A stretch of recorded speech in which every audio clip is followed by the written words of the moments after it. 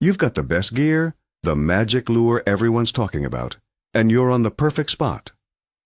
So why is the guy 50 feet down with a beat-up old rod pulling fish out one after another while you get nothing? Today, we're talking about the invisible mistake that 90% of anglers make. We're going to answer a tough question.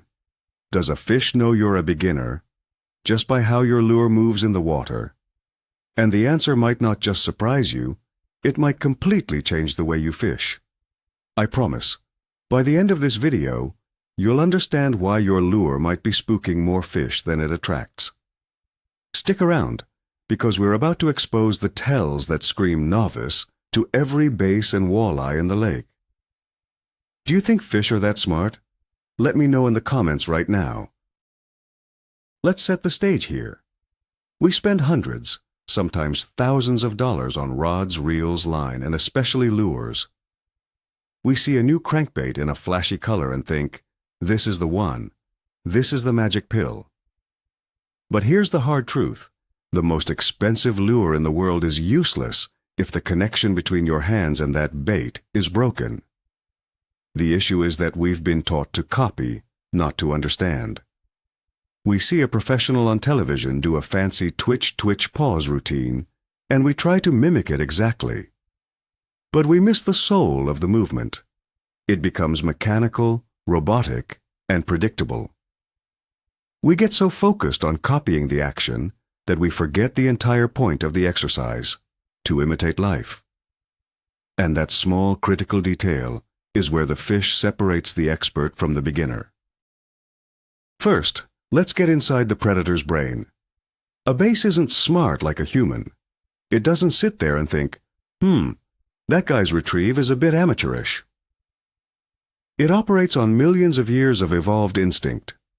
Its entire world is divided into three simple categories: things to eat, things to ignore, and things that are a threat.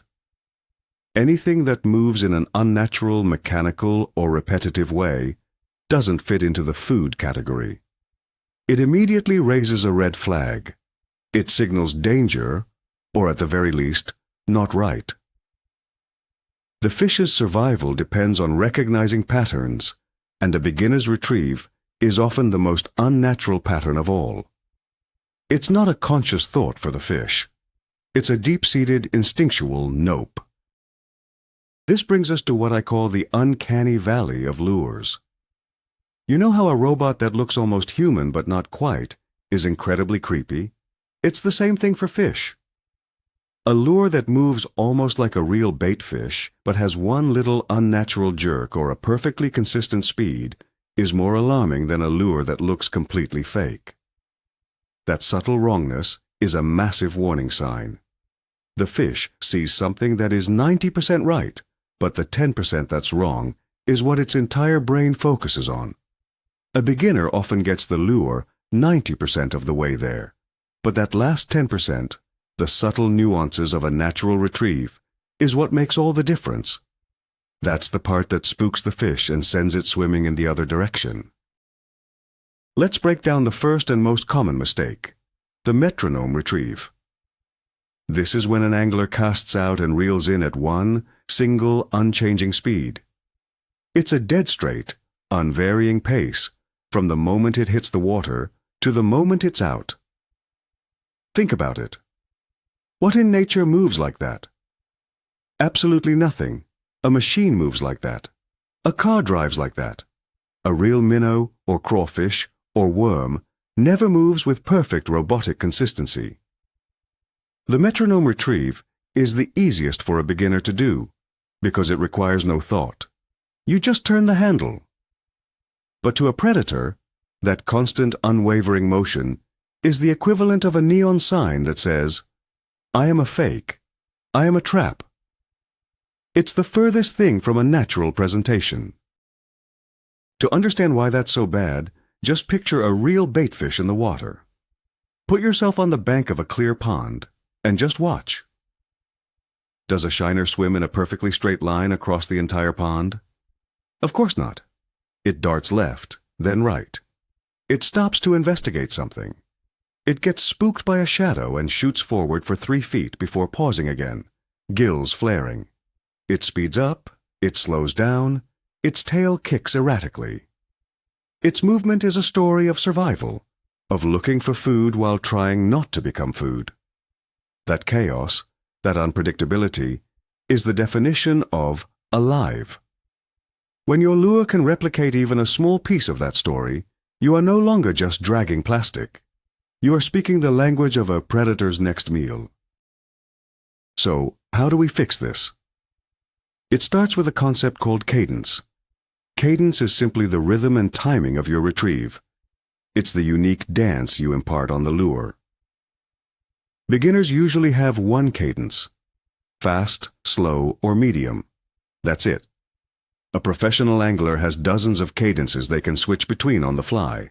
Maybe it's a twitch, twitch, long pause, or maybe it's 3 quick cranks. Stop. The key is that this cadence is not random. It is a deliberate imitation of life. It's a conscious choice to make the lure look vulnerable, or panicked, or injured. Developing a good cadence is what separates the people who get lucky once in a while from the people who consistently find fish, day in and day out. Now, let's talk about the beginner's jerk. This is especially true with jerkbaits, or when working a soft plastic. A beginner will often use their entire arm and forearm to rip the rod, creating a massive, aggressive, and loud movement. The lure rockets forward several feet in a violent, unnatural way. It's like you're trying to set the hook on a fish that hasn't even bitten yet. To a predator, this doesn't look like a wounded baitfish. It looks like an explosion. It signals extreme, out-of-control panic, but not the kind that says, easy meal. It's the kind of panic that says, something is terribly wrong here, and it can spook every fish in the area. It's too much, too loud, too predictable. Contrast that with what the pros do. It's not a jerk, it's a twitch. A pro's twitch is subtle. It comes from the wrist and the rod tip, not the whole arm. Imagine you're just gently popping the rod tip with your wrist, moving it only a few inches. The result is that the lure darts sharply to the side, maybe 6 to 12 inches, and then stops. It looks like a minnow that just got disoriented, or made a sudden move to grab a piece of food. It's a much more controlled, subtle, and, most importantly, natural-looking action. It triggers curiosity and aggression, not fear. The energy is focused and precise, making the lure dance instead of making it flee for its life in a straight line. The absolute foundation of a good retrieve is visualizing what you're trying to imitate. Before you even cast, you should have a picture in your mind. Am I trying to be a dying shad? If so, my lure should have short twitches, long pauses, and maybe even a slow sinking spiral. Am I a crawfish scooting along the bottom?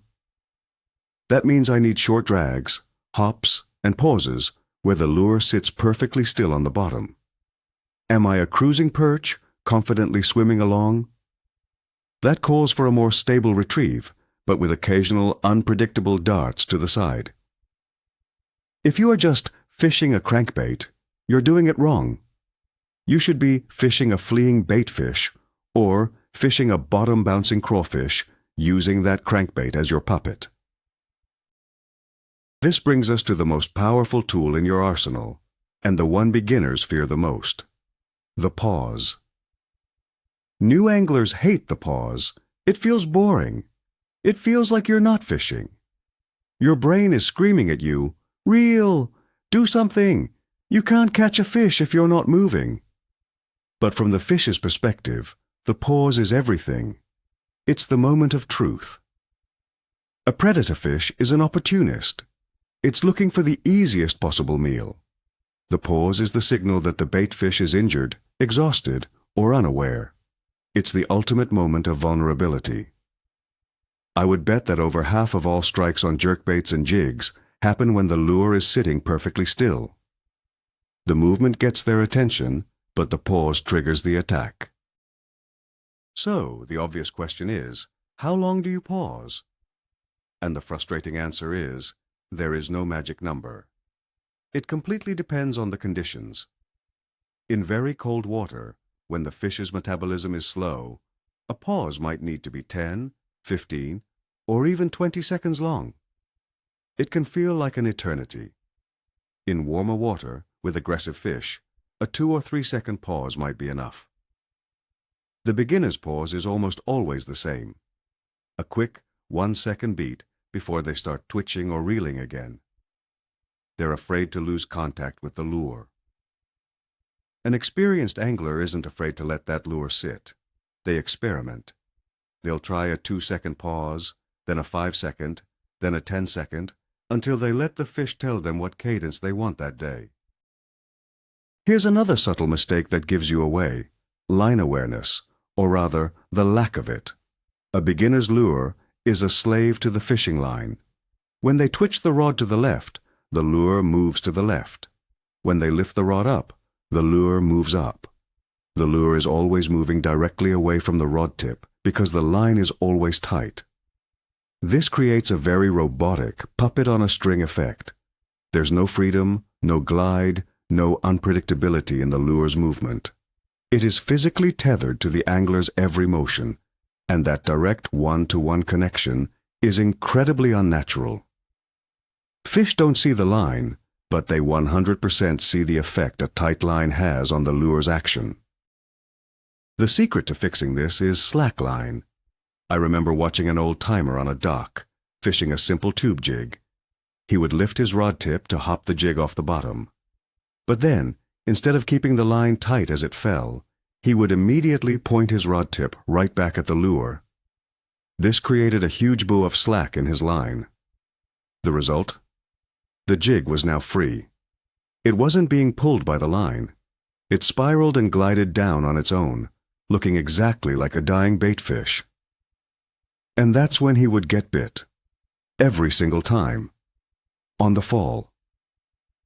By learning to incorporate slack into your twitches and pauses, you allow the lure to do what it was designed to do: glide, turn, and fall naturally. Now this might sound contradictory, but the key to a great retrieve is inconsistency. The right kind of inconsistency. A beginner's inconsistency is accidental. It's a sloppy reel turn, getting caught on a weed or a random panicked jerk. It's clumsy. A pro's inconsistency is deliberate and controlled. It's a smooth retrieve suddenly interrupted by 3 lightning-fast cranks of the reel handle to simulate a fleeing fish. It's a slow, steady crawl on the bottom that is broken by a sudden, sharp hop. This planned chaos is what triggers strikes. It breaks the pattern and forces a reaction from any following fish. It's the difference between accidentally stumbling and performing a complex dance move. Believe it or not, your own body can betray you. Watch a new fisherman. They are often tense. They're gripping the rod handle like it's a baseball bat with white knuckles. Their shoulders are hunched, their arms are stiff. All of that tension, that rigidity, travels directly from their hands through the rod and down the line to the lure. It kills any subtle action. It makes it impossible to perform a delicate twitch or feel a faint bite. A relaxed angler has a light grip. Their movements are fluid. They use their wrists, not their whole body. This relaxed state allows them to both feel the lure better and impart a much more subtle, natural action on it. If you feel tense, take a deep breath and loosen your grip. It will make a world of difference. Your equipment can also play a major role in this. It's not an excuse for bad technique, but it is a factor. If you're trying to fish a lightweight finesse lure on a big heavy catfish rod with a stiff tip, you're going to fail. That rod is simply not built to transmit the subtle twitches needed to make that lure look alive. It's like trying to paint a detailed portrait with a paint roller. Your gear can force you into a beginner retrieve simply because it's the wrong tool for the job. Having a balanced setup, where the rod action is appropriate for the lures you're throwing, is critical for allowing you to create those nuanced fish-catching movements we've been talking about. Another level to this is learning to read the lure's feedback. For a beginner, there are only 2 states, reeling and having a fish on. But for an experienced angler, there is a constant conversation happening through the line. They can feel the tight wobble of a crankbait vibrating up the rod. They can feel when that vibration stops, which means it's fouled with a weed. They can feel the subtle tick, tick as their jig crawls over gravel versus the mushy drag of it pulling through mud. This feedback is crucial. It tells you what your lure is doing down there and if you need to adjust your retrieve. If you are just reeling and not feeling, you are fishing blind. You are missing 90% of the story. Let's also consider the sound signature of your lure. Many lures, like lipless crankbaits with rattles, are designed to make noise. They are meant to be dinner bells, but there's a right way and a wrong way to ring that bell. A beginner often rips these lures through the water as fast as possible. The rattles sound less like a baitfish and more like a screaming fire alarm. It's an aggressive, threatening noise. A more advanced retrieve might involve a yo-yo technique, lifting the lure and letting it fall on a semi-slack line. The rattles engage on the way up and then go silent on the way down. This variation in sound is far more natural and intriguing to a fish than a constant high-pitched scream. Here is a practical test I want you to try next time you're out. It's an honesty check. Cast your favorite lure, maybe a jerkbait or a plastic worm, into some shallow, clear water where you can see it. Now, work it exactly how you normally would during a day of fishing. Don't put on a show, just do what you always do. And watch it. Really watch it. Does it look alive? Does it look like a vulnerable, easy meal? Or does it look like a piece of plastic being dragged unnaturally by a string? You have to be brutally honest with yourself here. Seeing your lure's action from a fish's point of view is one of the most eye-opening experiences an angler can have. It will immediately show you what you're doing right and what you're doing wrong. And this leads to the biggest secret of all. The ultimate goal isn't necessarily to fool a fish into thinking your lure is a 100% real, living minnow. They aren't that dumb. The goal is to present your lure in a way that triggers a deep-seated predatory instinct. This is a reaction, not a thought process. A fish sees a sudden erratic dart and a pause, the classic sign of vulnerability, and its brain screams, "Bite now, think later." An unnatural robotic retrieve does the opposite. It engages the fish's analytical, survival-oriented brain. It causes hesitation. It shuts that predatory instinct down. Your job is to bypass the thinking part of the fish's brain and appeal directly to its killer instinct. Finally, all of this culminates in one final piece: confidence. When you're just guessing, you tend to fish too fast. You rush your retrieve because you're not sure if what you're doing is right. But when you know your lure is moving correctly, when you've practiced and can visualize its perfect, lifelike dance underwater, you gain a new level of confidence. This confidence allows you to slow down.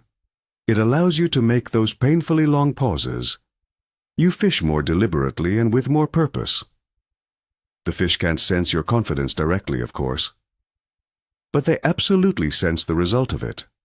A more patient, more rhythmic, and infinitely more natural presentation that screams easy meal instead of beginner. So, to answer the original question, does a fish know you're a beginner just by your lure's movement? Yes, 100% yes. Not because it's some kind of aquatic genius, but because its survival for millions of years has been hardwired to spot things that are not right. The most important takeaway from all this isn't that you need to be perfect.